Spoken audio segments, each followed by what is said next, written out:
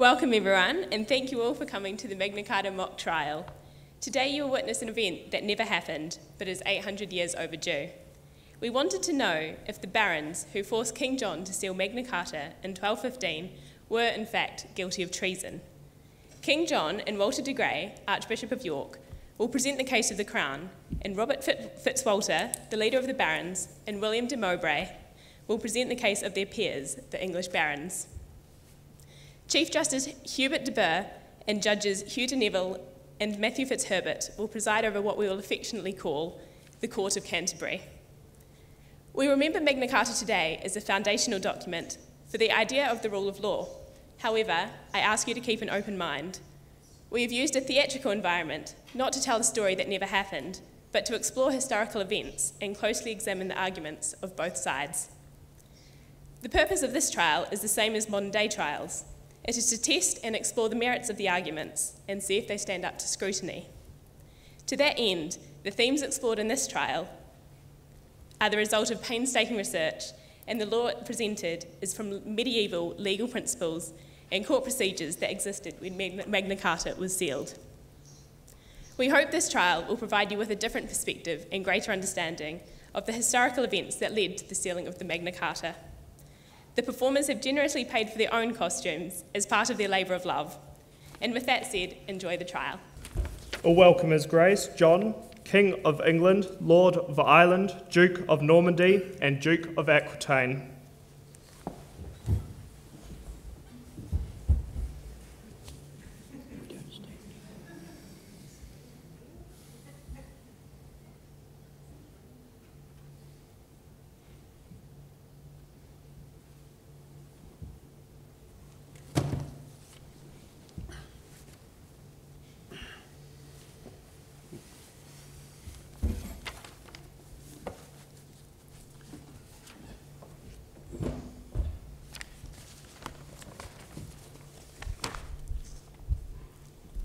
The King to the Justices greeting. Summoned before you are the barons, John Fitzrobert, leader of the rebellion, and William de Mowbray. On the 15th of June, at Runnymede, the rebels that stand before you forced your king to seal a charter now called Magna Carta. These barons have been charged with the crime of treason for betrayal against their king. This crime surpasses all others with respect to the punishment inflicted. The King reminds the justices that if found guilty, the law demands that they be hanged by the neck, drawn of their innards, and their limbs quartered. Their lands will be forfeited to the Crown. The King, however, grants mercy to the barons' children, who will be spared such a grievous punishment. Thank you, Archbishop. The court is now in session. Your Royal Highness, do you agree to the jurisdiction of this court? I am content to leave the decision to these prudent and excellent men. They are known to me, as are their estates. If it had been my will, I could, of course, have chosen that this issue be tried by battle, as was the custom of our ancestors, and my champion would have defended my right. But in these modern times, let trial be by the more rational method. Yes. A wise choice, Your Grace. I would remind you that last time there was a trial by battle, there were two champions involved, and as you can see, only one of them is here today. I am here, and he is not. Pride cometh before a fall, Robert Fitzwalter. You're a fine, well-built young fellow, but there's plenty more where you came from. But let these men try my cause. I do not doubt their wisdom. Thank you, Your Royal Highness. We will take that as a yes. Sir, I agree to be judged by you learned and wise judges. I also agree to the jurisdiction of the court. Thank you, barons. I will now each have you make an oath on the sacred relic and piece of the true cross. Hear this, ye justices, that I will speak the truth as to that on which you shall question me, and I will faithfully do that which you command me, and for nothing will I fail to do so to the utmost of my power. God, help me, and this holy relic.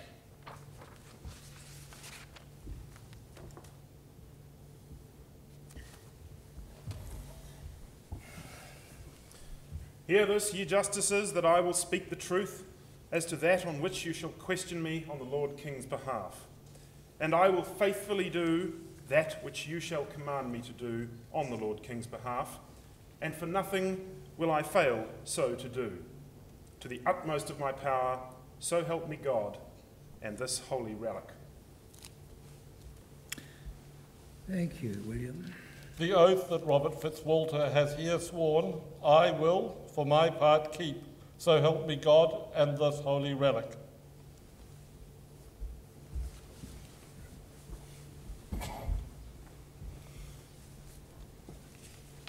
My lords, I am your anointed king, as my ancestors were before me, anointed with the holy oil, crowned by God's holy servants, and acknowledged by the whole realm.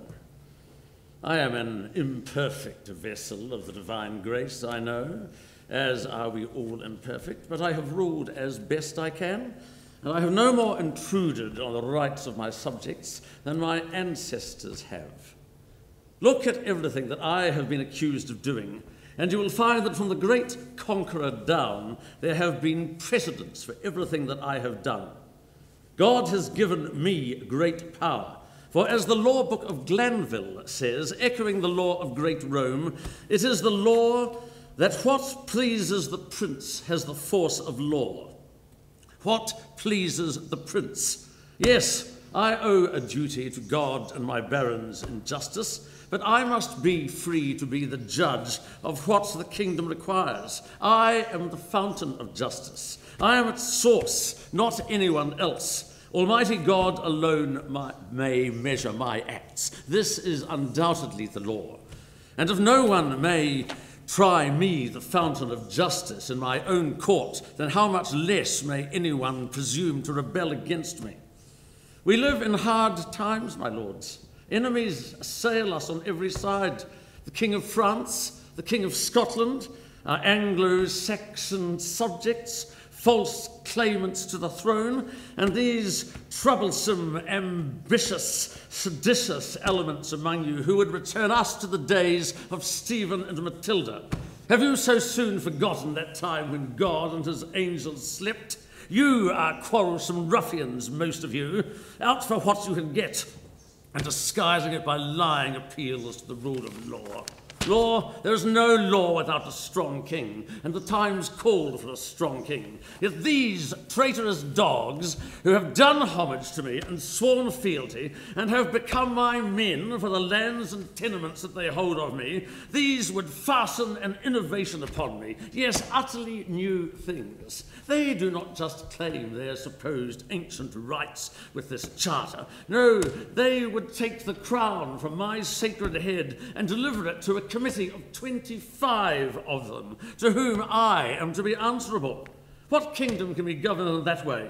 The kingdom will not just have two masters, indeed, ourselves and the barons, but no, there will be 25. You cannot even agree among yourselves. A little of that, and you will pray for the good old days of old King John, and you will condemn these dogs as I call on you to condemn them now, as I condemn them, as traitors not only to my peace, crown, and dignity, but as enemies of the immemorial law of the kingdom and of the common good.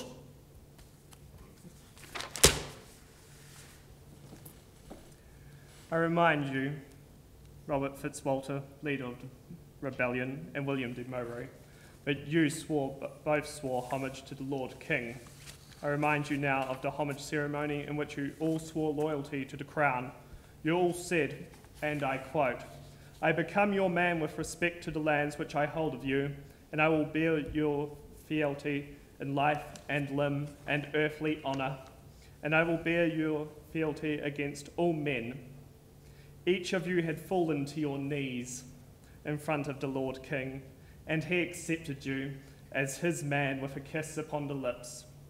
The homage ceremony means that you are bound to the king as his men, and you cannot forsake the oaths you have taken. Remember also that you stand here in this court as barons because of his grace, or one of his great ancestors, who have elevated your families to the highest honours. The king allows you to have your lands because you swore to uphold his will and give yourself in service. I ask you, barons, do you now forsake your oaths, or do you think yourself no longer bound to your king? My learned judges, the king has spoken, but he has spoken as Duke of Normandy. He has put forward the false doctrines that apply in that unhappy former part of the king's dominions, now ruled by the King of France, wherein he purports to say that there is a divine right of kings which overcometh the law of the land. And we say that we have borne fealty to the king in the oath that we gave to him as King of England. For in England, the king is not an absolute ruler. It is not his wish that maketh the law, but the law of the land is above him and above us. And in the great charter that he sealed of his own free will, we have simply reminded him of the traditions of the Kingdom of England, which are different from those of his other possessions.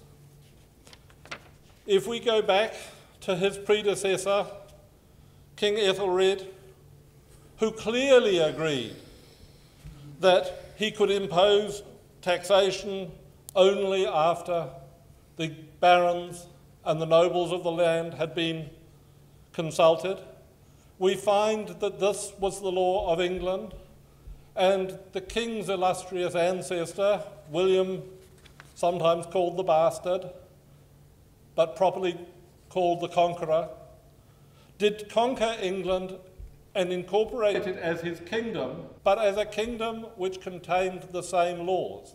And all that we have sought to do in the charter sealed at Runnymede is to remind the king that he is not above the law, because the King of England has never been above the law.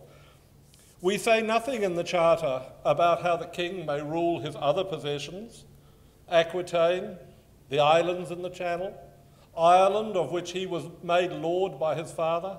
None of these are governed by the same laws as of England. If the king or his successors were to create a great empire overseas, to resurrect the glory of the Roman Empire, the laws of that part outside England would be none of our business. But as barons in England, we say that the law of England makes us a necessary part of the process of royal government. Our consent must be gained before new taxation can be imposed, and the king must consult with us. The king has said there will be 25 lords vying with him for power, but that will only occur if he breaks the oath he swore at Runnymede to govern according to law. If the king does not abide by the law, then he is like unto a tyrant, and it is no breach of our fealty to him to disobey a tyrant. That is also part of the law which we have inherited from the great Roman Empire, and which has been pronounced and approved by learned men of the church and of the states for many years. So we say that the king was becoming close unto a tyrant, and lest this should fall further into disharmony and war, as in the times of Stephen and Matilda, the barons took counsel and required the king to behave according to the law for the better harmony of the entire realm. And that, we say, cannot be a breach of fealty and cannot be treason. You useless, cowardly, pompous swine! It was through your treachery and your meanness and folly that Normandy was lost to us. If you had given us the services as faithful vessels which we were entitled to, Normandy would still be ours. My knights fought for me, and why could not their leaders? Where were their natural leaders, my natural generals and vassals? It appears now that they were posing as Englishmen. This is an innovation indeed. You are Norman, all of you. You have estates in Normandy. I have never heard this novel idea before, that some concept of what will our descendants call it, nationality, overrides your duty to your feudal superior. You are my men of mouth and hands, yet you have spat into my mouth. Let them be cast from me. Judges, do your duty. Sire, Normandy, in the time of your father, was part of the royal lands. You taxed us to the very bone. Nay, you ground our bones into dust to provide funds to build castles in Normandy. Oh, right. And what happened to these? You gave them to the King of France. It wasn't possible to do anything else to do with them. If you had some elementary knowledge of strategy, you would know that. There will be order in this court. Please be seated. Proceed, Archbishop. His Holiness, Pope Innocent, has commanded me to make known to this court his pronouncement on the so-called Magna Carta. He declares that the instrument is not only shameful and demeaning, but also illegal and unjust. But His Holiness also reminds the court that the great books of Roman law say that things which have been done intentionally cannot be done except in true and certain knowledge.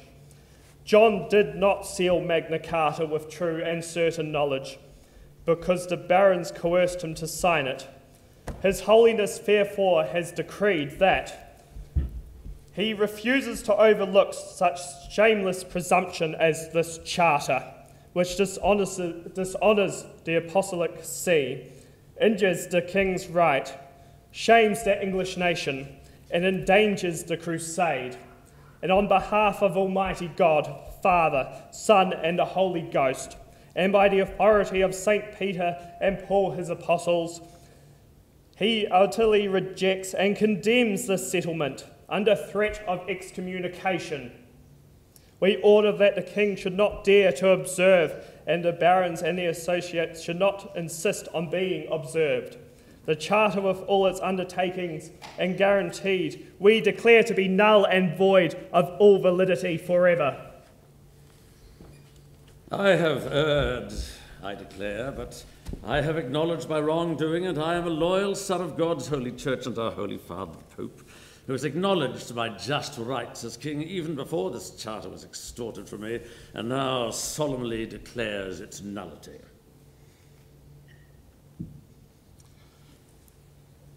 Sire, and learned judges, I rise again on behalf of myself and the barons to say that in this case the animadversions of the Bishop of Rome are ill-founded.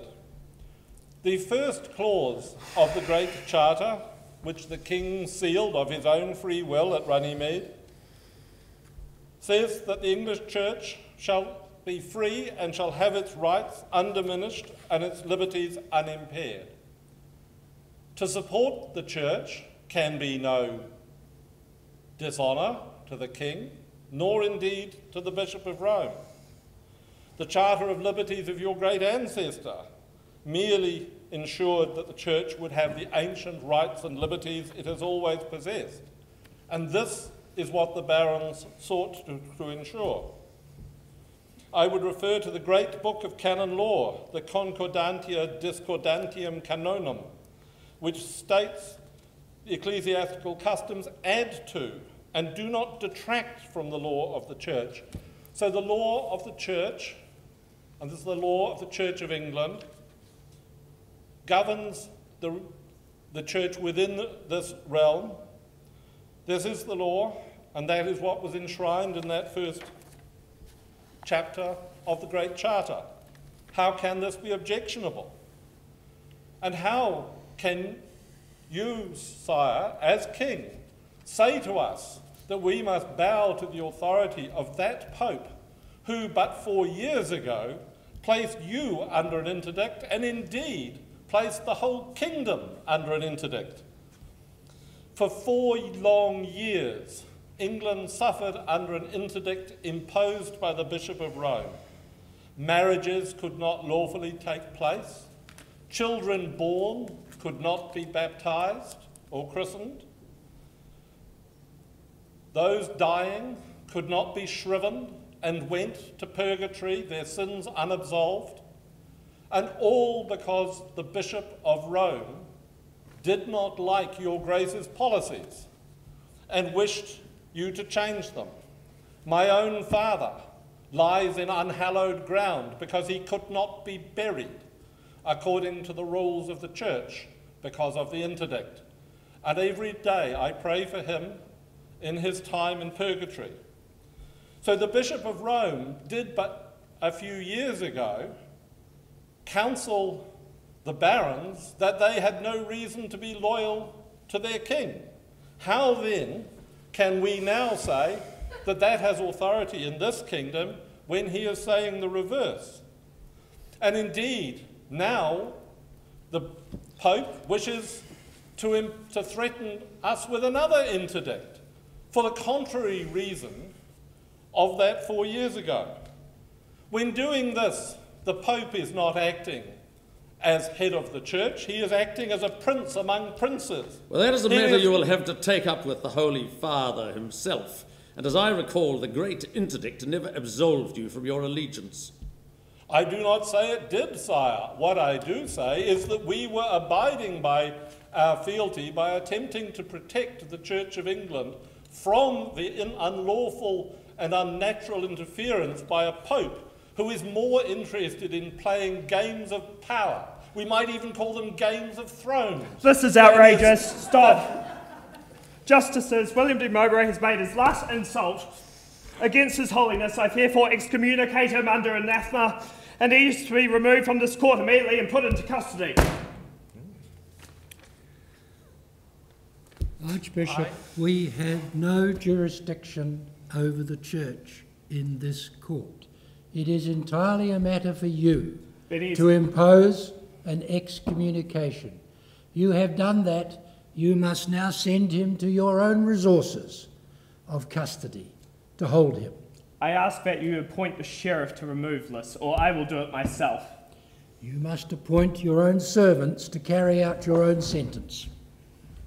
I shall not resist the actions of a lawful Archbishop of the Church of England.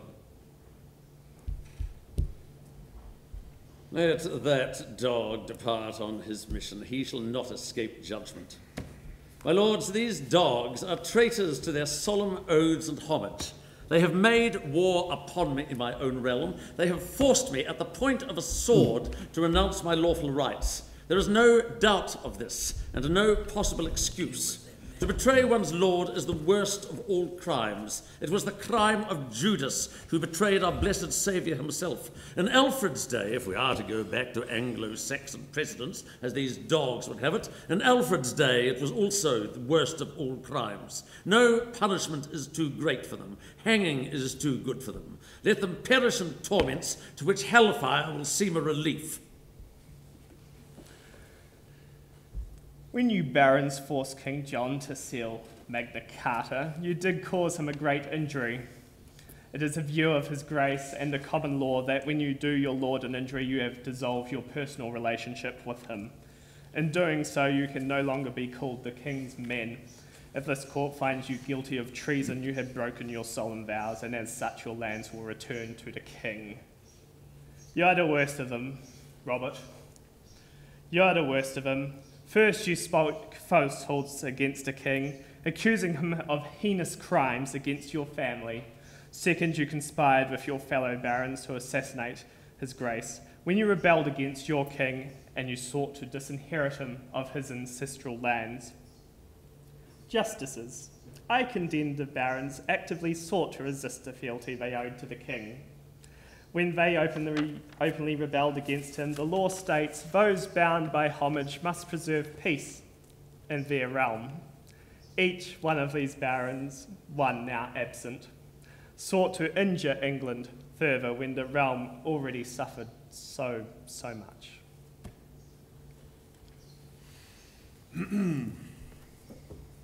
Most Reverend Walter de Grey, you will remember that I have already been tried for the crime of conspiracy against the king, and God judged me innocent. As I said before, there were 2 champions that day, and only one of them remains. I am here. Your Honours, we did not force the king to seal Magna Carta. That is an absurd suggestion. I remind your Honours of the facts. The king chose that swampy meadow, Runnymede. The king chose to meet us there, for not only is it a traditional meeting place, but it is also halfway between the king's castle at Windsor and our Staines. We took 5 days to negotiate the content of the Magna Carta. 5 days. And the king, having attended the negotiations voluntarily, then voluntarily sealed the charter on his own esteem. We did not coerce the king to do this. Instead, he took time to consider the charter with us. He also had the freedom to leave the negotiations and go back to Windsor at any time. He chose not to. The reason we met at Runnymede was so that he could go home easily if he wanted to, but he did not. He remained and he sealed the charter. We cannot be guilty of treason, as the law provides for it, because we did not betray the king or his army. We did not give aid or counsel to the enemies of the realm. We are not the enemies of the realm.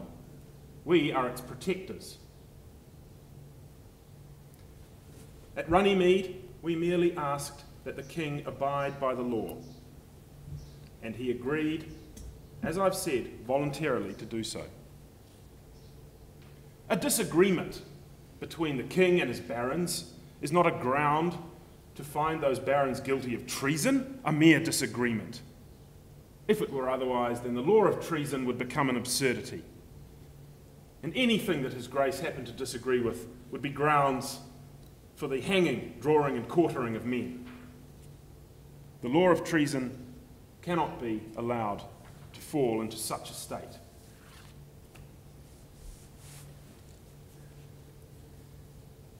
I remind you, justices, also of the great Chief Justice Ranulph de Granville, who wrote in his tract declaring the laws of England that the king promulgates the law with the advice and the consent of his barons. Henry, His Grace's great-grandfather, accepted and conceded that the King of England holds his forests only by consent. We sought, therefore, by Magna Carta to re-establish that which the king appears to have forgotten.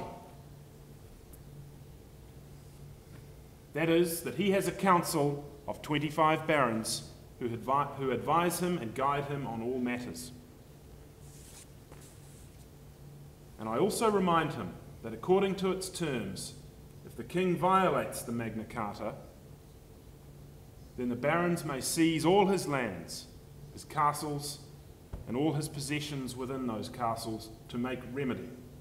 And whether I am here or not, those terms will be enforced one way or the other. You insolent, treacherous dog. What I'm saying is in accordance with the laws of England as established by your great-great-grandfather, William the Bastard. The devil take your cursed lying tongue! I do not know which is worse, your manners or your memory. Your Grace, do you seek to shame your illustrious ancestors? To say that I was free to accept or reject this charter is nonsense. You are holding a knife to my throat. If I had rejected your offer in these negotiations, what would you have done? You would have again made war on me and tried to drive me from the throne. That is coercion in anyone's book. This so-called charter was extracted from me by force.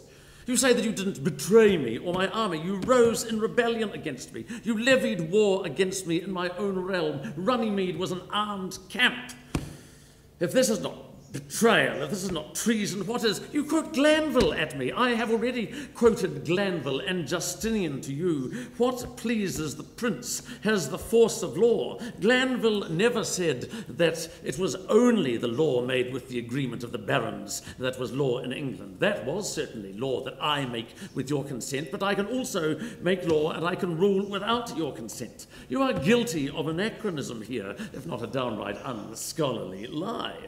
The king promulgating law only with consent of his barons. You take a vague notion with one or two sensible general remarks in the books about agreement and then attempt to elevate them into some universal and solid principle. Well, it may be that in centuries to come such a principle may arise, heaven forfend, but it is not the principle now. You are begging the question and assuming what it is that you are seeking to establish. You forget the age we live in. You speak of the laws of my great-great-grandfather William the Conqueror. He did not take England by law and constitutional process. He took it by the sword, and his heirs clearly may and must use the sword still. And then you gave me Ethelred. Ethelred, good heavens, God's blood! If the best precedent which you can find is some concession wrung from that cowardly, useless, spineless weakling, noble counsel, no counsel, then your case cannot be a strong one. Next, I imagine, you'll be giving me that tired, pious old nonsense about the laws of the confessor.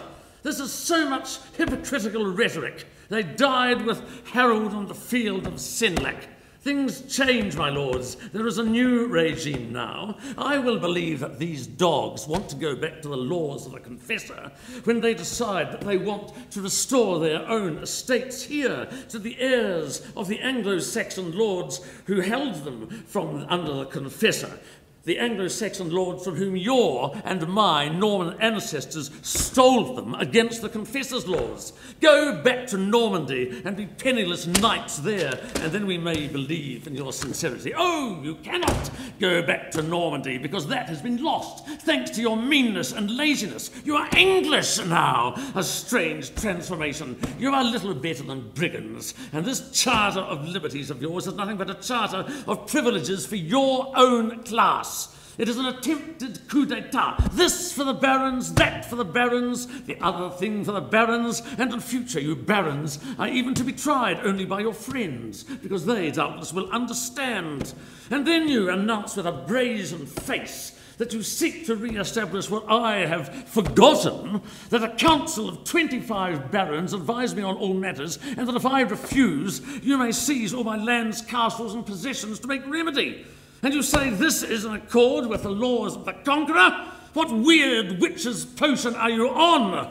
I think you should change your apothecary. The Conqueror, in his humanity, replaced death as a penalty with blinding. But if you had ever made such a claim against him, your guts would be on the floor, your head would be on a spike, and your vile, loathsome skin would be nailed to your own castle door. And so it shall be with you.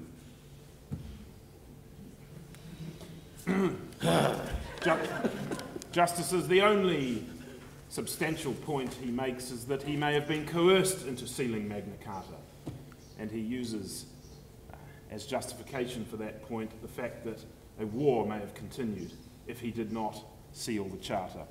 Well, that's an empty point, because we would have had to continue to fight the war as well. So if he was coerced, then so will we. Your Honours, you have heard the barons say that they are not guilty of treason. However, another species of treason exists on which they have made no comment.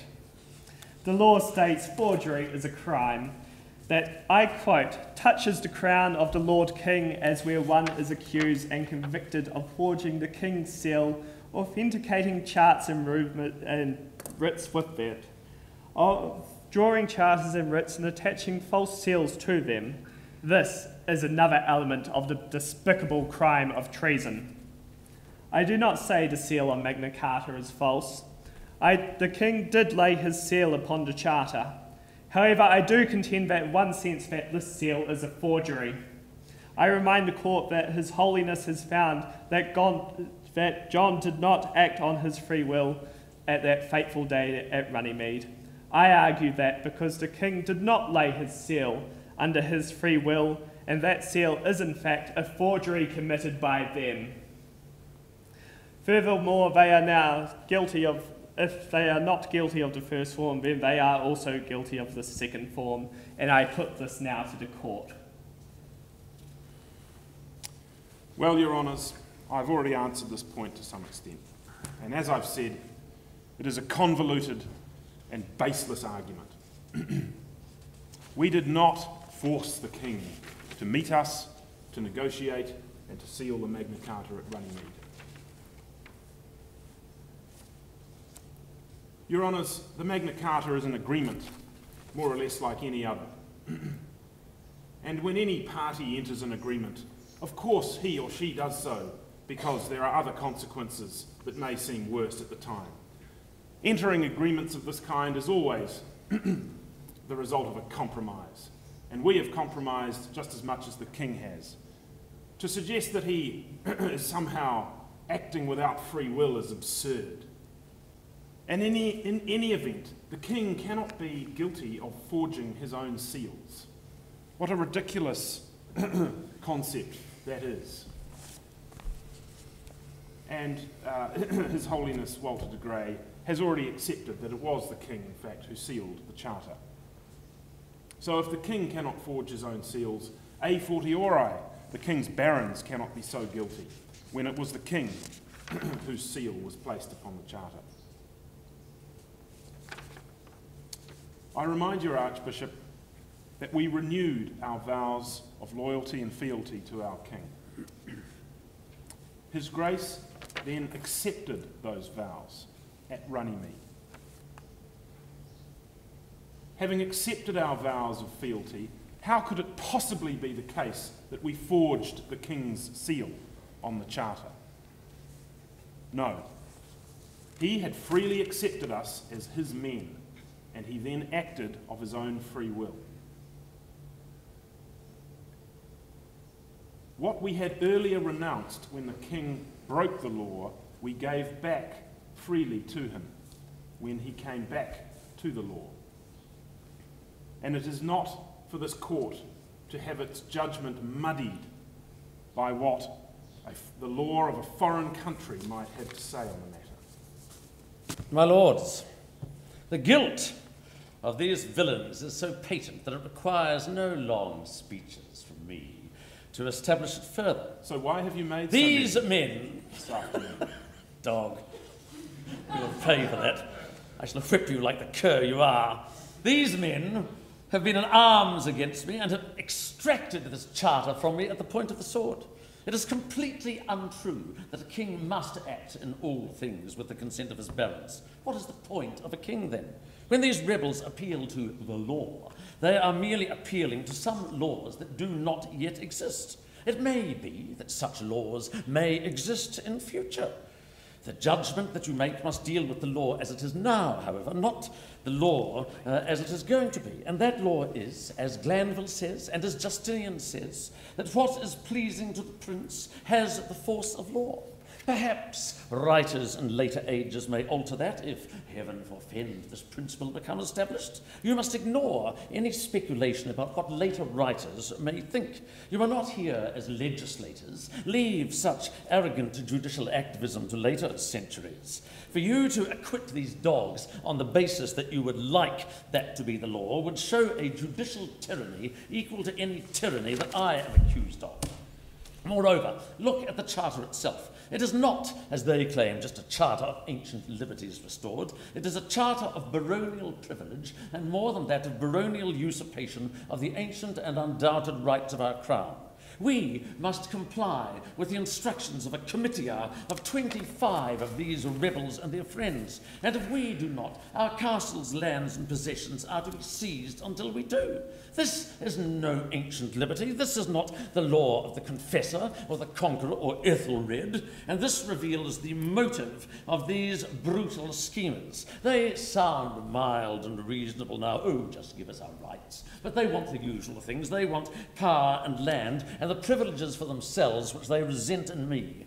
It has been my task, my friends, as that of my ancestors and of my descendants will be, to rule over mighty subjects. Desperate diseases require desperate remedies. We do not live in some peaceful, settled land, but one just a hair's breadth away from barbarism and chaos. The alternative to my rule is not peace and the rule of law. The alternative to my rule is the malign anarchy that we saw under Stephen and Matilda, and will see again if traitors are able to defend their insolence under the colour of right.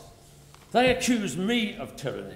I have to deal with a very difficult situation. I have to resort to stern measures from time to time because I have to. That's why. Do not, please, subscribe to the cult of the victim. Do not automatically assume that authority is automatically wrong. And indeed, before you judge my actions too harshly, look ahead if you can. In my more fevered moments, I imagine a Welsh dynasty, still my descendants, on the throne some centuries hence, under a tyranny which England rejoiced in. I look forward even further, and I imagine I see settled ages where every citizen, no matter how humble, groans under a tyranny of well-meaning laws and regulations which multiply without check. Judge me by those standards, and you may decide that my tyranny is such as our blessed Saviour spoke of when he said, "My yoke is easy and my burden is light." It may be, who can say, that future, happier ages will consider this charter to be a wonderful thing and the foundation of some vital constitutional principle, but do not judge the present by the future. This charter is an innovation and an intrusion of my existing lawful rights. It may be that future happier ages may attribute to these rebels nobler motives than they actually have. But even if you call these rebels good men, motivated by anachronistically attributed constitutional ideals, they should still die as traitors for having offended against the existing order. When the Romans overthrew a tyrant emperor, not that I would place myself in that category, the assassins still had to be put to death, even though they had performed a public service. So let it be with these men. Good or bad, traitors they are, and traitors you shall find them. Thank you, Your Royal Highness. Your Justices, I wish to remind you of Chapter 61 of Magna Carta, where the King, who sits before you, stated as follows: "We have remitted and pardoned fully all men in relation to any ill will, hurt, or grudges that have arisen between us and our subjects, whether clergy or laymen, since the beginning of this dispute. We have, in addition, remitted fully to any offences committed as a result of the said dispute and the restoration of peace, and we have pardoned any person, whether clergy or layman, of any such offences." I ask your Justices, is a king's word now worth nothing?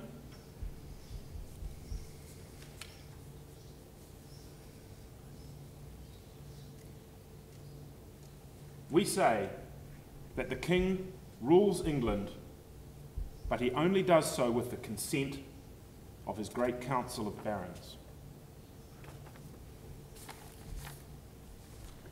We accept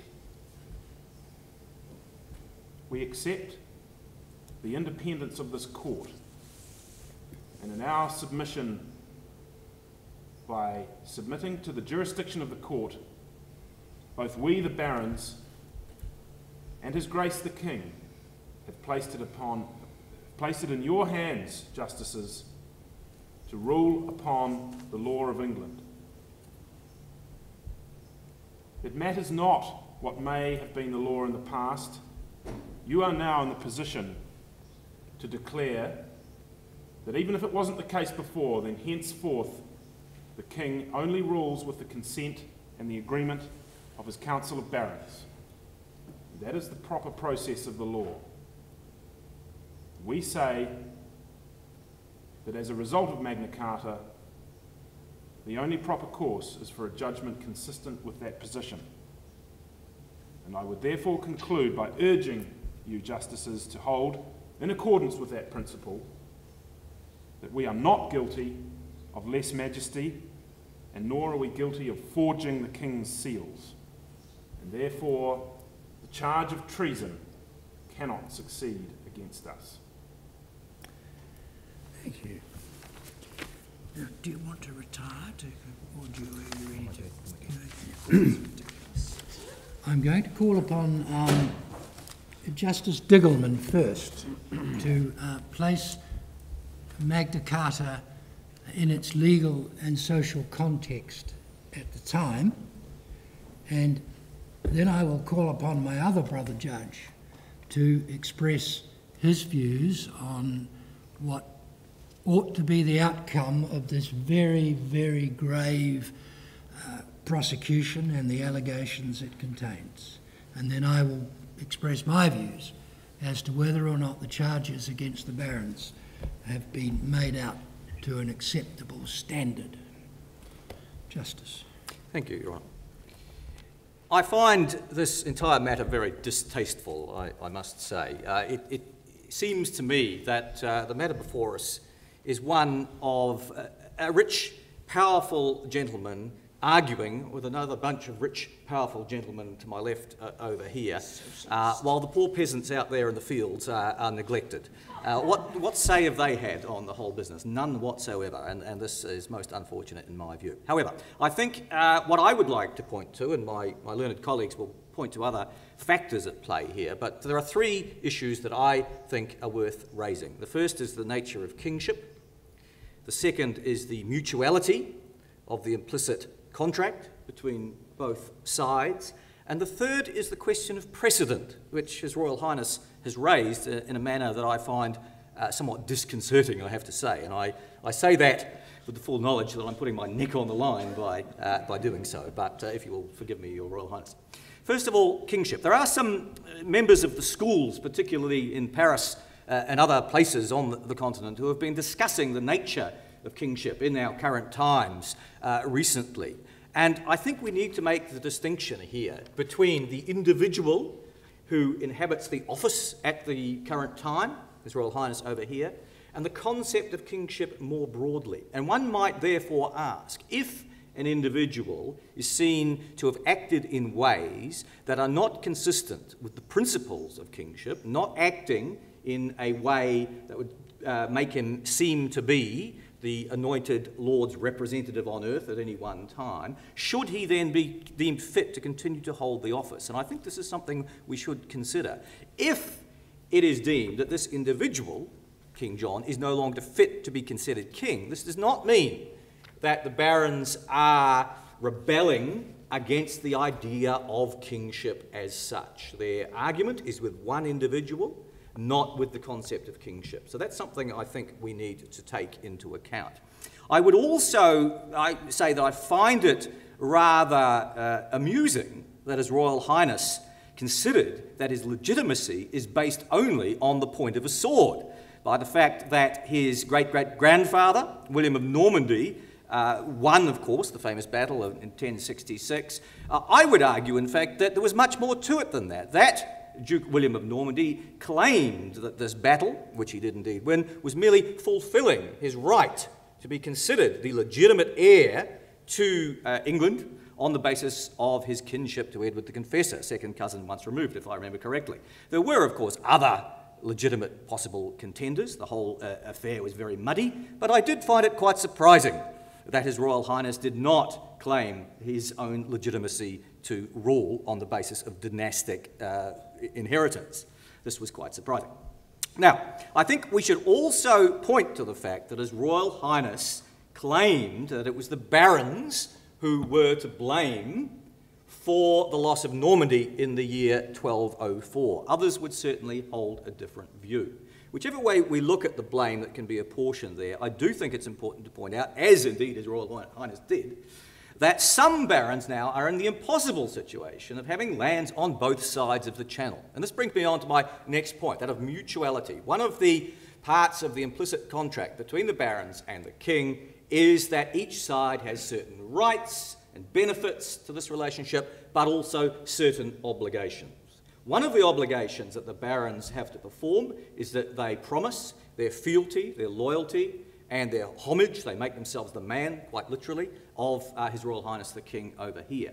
But now, those, since 1204, those who hold lands in Normandy as well as in England are obliged to perform that almost contractual obligation, in a sense, both to the King of England for their English lands and to the King of France, Philip, for their French lands. How can they possibly be obliged to do that if a situation arises where the two kings are fighting against one another? Should they do their 40 days service for John and then go home and next week go and do their 40 days service for Philip in the same war? What a nonsense, I have to say. So it seemed to me something of a hole in the king's argument that he brought up that point. I do, however, agree with His Royal Highness on the question of innovation.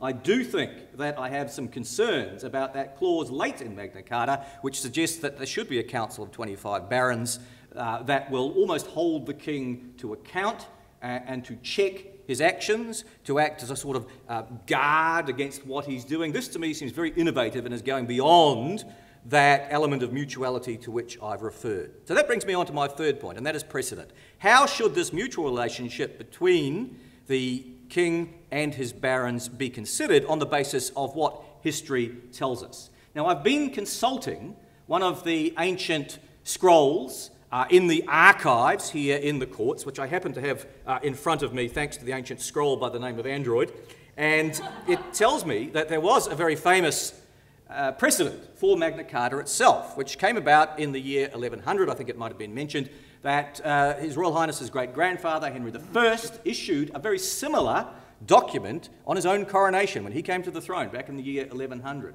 It seems to me that Magna Carta is actually even more in favour of the position of the king than is this older coronation charter. So just to give one example on this, if we are to say that Magna Carta is not fair to the king, in fact he's better off with Magna Carta in some ways than his great-grandfather Henry I had been, because take the example of inheritance. If one of the barons dies and wants to pass on his land to his heir, everybody agrees that there should be some money that changes hands. Nobody really has a dispute with that.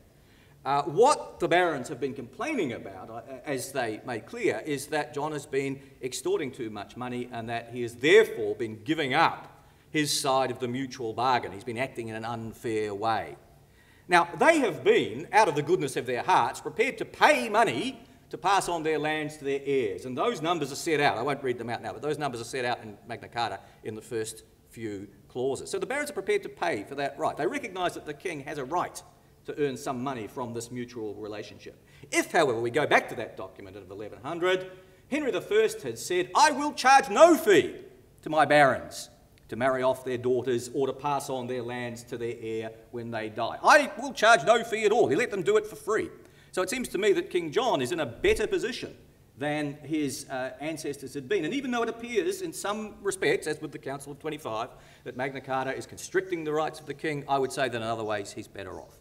So on the balance of all those factors that I've mentioned, I would be inclined, my learned colleagues, to suggest that the barons have had the better of this argument, but of course it's for the Chief Justice to decide in the end. But my view would be that, on balance, the barons have had the better of this argument. One point I have not dealt with, though, is that of the nature of treason. I believe my learned colleague is going to discuss the matter of treason, so I'm going to hand that over to him now. But those are the points that I wish to make for the court today. Thank you, Justice. Thank you to my learned brothers. And the question has arisen today, and it has been raised by your grace, as to what is the law? What is the law that we are here today trying the barons to our left? What is the law? The law is the law of the realm of England. And what? We might ask, is that law itself? Is it a treatise from almost 100 years ago, 60 years ago, by one Glanville, a justiciar, a junior justiciar at that, in this very area? Well, the beauty of our law, your grace, is that it changes over time. It is not static. It is not static in some treatise that is used in the schools of law. It changes over time. One of my young clerks by the name of Bracton is getting together a few of my notes that I've been dictating to him, and I expect that a treatise will be produced in the coming years, which more closely represents the law as it now stands, to my understanding and to the understanding of my learned brethren. And that will be hitting all good stations soon. This treatise and the law of the realm as it now stands is not the law of the king.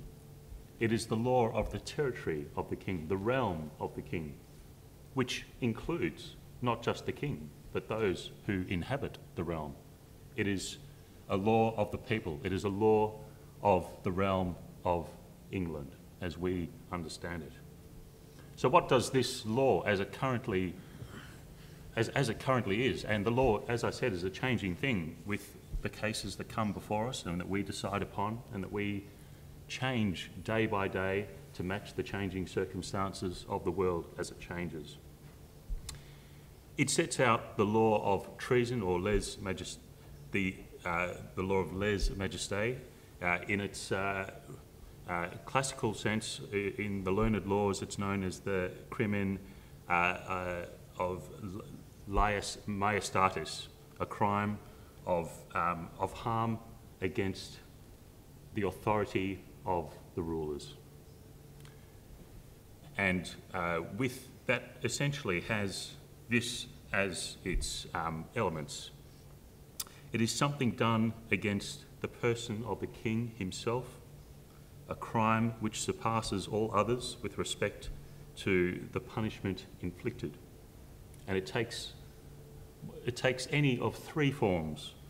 One is where the person so accused rashly compasses the king's death. Temerario machino, with temerity machinates against the king and his very person. Or, secondly, a person that does something or arranges for something to be done to the betrayal, the seditio of the Lord King or of his army. Or, a third alternative, the person so accused of this crime gives aid and counsel or assent to those making such arrangements. And the rider to all of these three types of crime is that even though what he has in his mind is not carried into effect, the crime necessarily still stands. So, on the facts put before us, can we as judges determine that either one of these three types of crimen of the lèse majestatis has been found on the evidence to be established? Possibly the second circumstance would fall into the category that the barons in their purse have done something or arranged for something to be done to the betrayal of the Lord King. There's no indication that that anyone has compassed your death, your grace, but certainly there has been an element of betrayal in the gathering of rebel forces against the royal forces. But we must consider, what is this notion of betrayal? Where is the betrayal? The betrayal would seem to be of the homages of fealty and homage that the barons would have passed to you. But these are not one-way contracts. These are bilateral. These obligations go both ways. With fealty, there is the obligation to provide your grace with their fidelity, but in support, you are to provide them with protection of their person and their lands. With respect to homage, they have given themselves to you in their ritual, and that is a mutual giving of each to the other. So, on the facts, you have led this realm through a period of turbulence where the realm once extended into the lands of Normandy on the other side of this vast sea that separates us. Those lands have been lost through battles. Your name has become associated with that of John of Lackland, not my name, not my nickname, but that has, you have lost lands. You have not been able to protect your lords' lands. You have not been able to protect the persons of your lords. So it is my finding that the second element of lèse majesté has not been established because there has been no betrayal of your honour, of your grace, because you in turn have already betrayed the nobles. So I say. And your decision, Justice? My decision is that the nobles are not guilty of the 3 counts of forgery, of lèse majesté. Thank you. It's now my task to sum up my view of the evidence, and in doing so, it is not I who will decide this case. It will be decided by a majority of the justices present, and you have already heard 2 of my brethren come to the conclusion that they do not find the charges proven. But I think I should add my widow's mite to what they have said and the views they have expressed. I begin by congratulating Your Royal Highness on the way in which you have presented your case, and in particular your encomium to us not to be swayed by what might happen in the future, what might become a desirable state of governance, and we acknowledge that. I mean, for all we know, some poet in hundreds of years' time might write something like the words, "When mob or monarch lays too rude a hand on English ways, that the breeze will stir over the reeds at Runnymede." Who knows? This gentleman may write such things, but of course we do not have a crystal ball. We are not given to these sort of pronouncements as to the future. And rest assured, Your Royal Highness, that we will judge this matter on the law as we take it to exist today in our land, given all the uncertainties and the perils to which the realm is subject.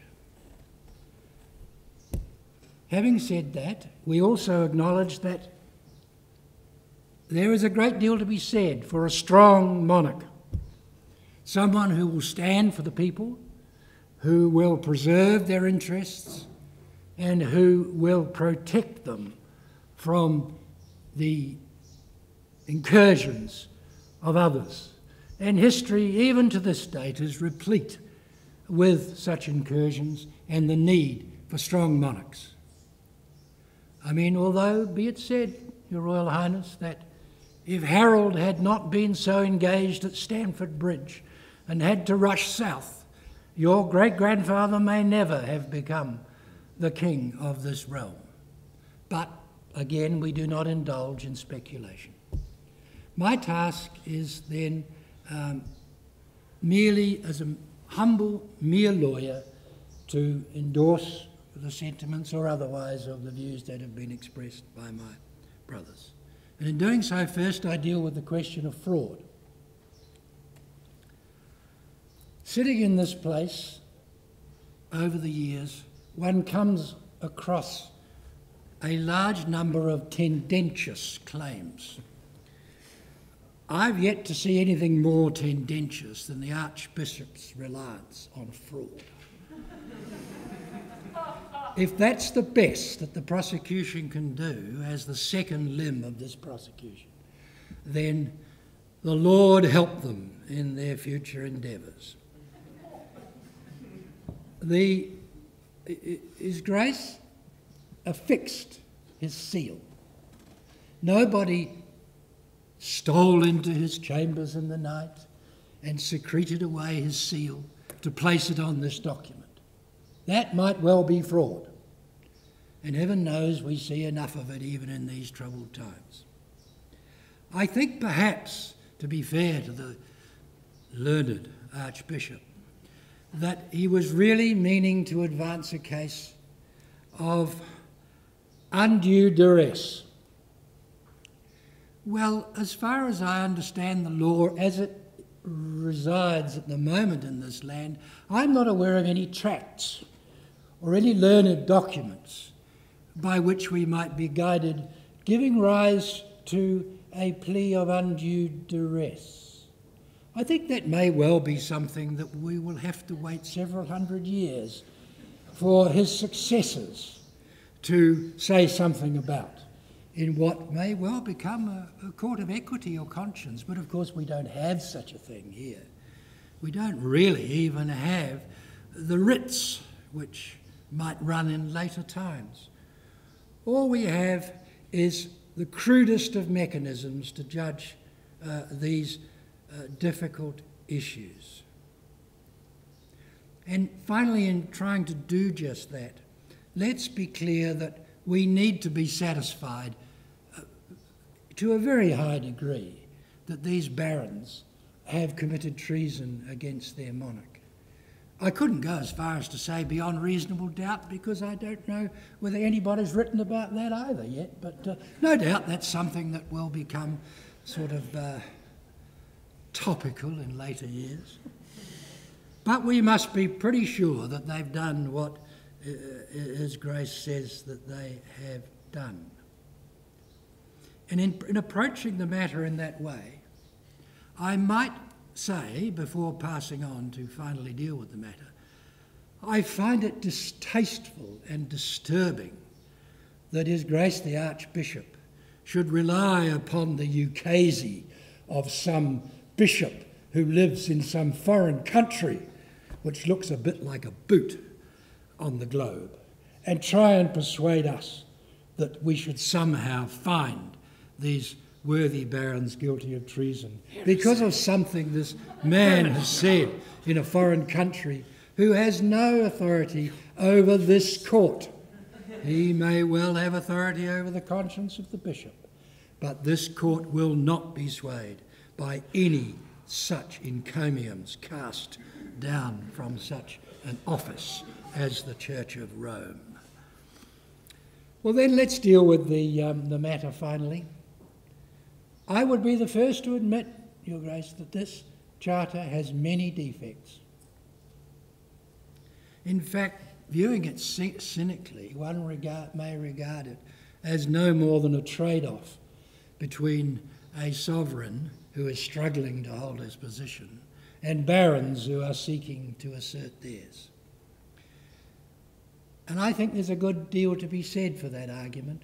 The fact that some other country in some other time, many hundreds of years later, may find this as the source of all our civil liberties, I, as a simple common lawyer, find gravely doubtful. But there is one matter which weighs with me beyond all others, and it is this. If, as you say, your Lordship and King, that you are the font of all law, then by God's grace, what are we doing here? You began this proceeding by acknowledging the jurisdiction of this court. Had you been a ruler by divine right, who can make and unmake laws at his disposal, then you would not need to have come here. But you have. And you have subjected yourself to the jurisdiction of this court. This court will be governed and assisted and guided solely by the law.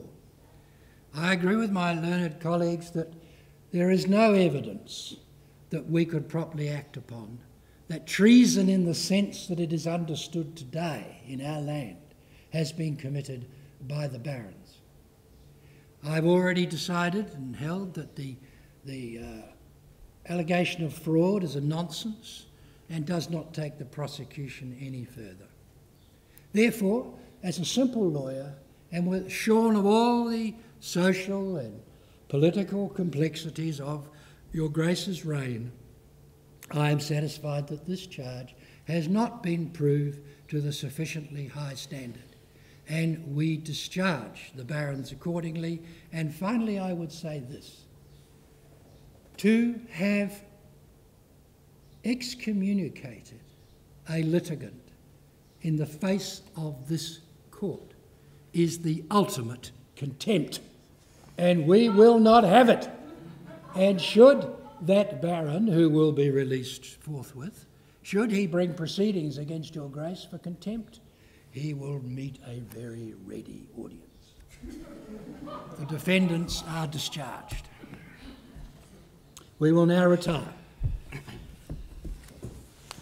Thank you, my lords. One word of advice for you. Put your affairs in order. We will be going to Rome. Well, you may know where my children live, but so be it.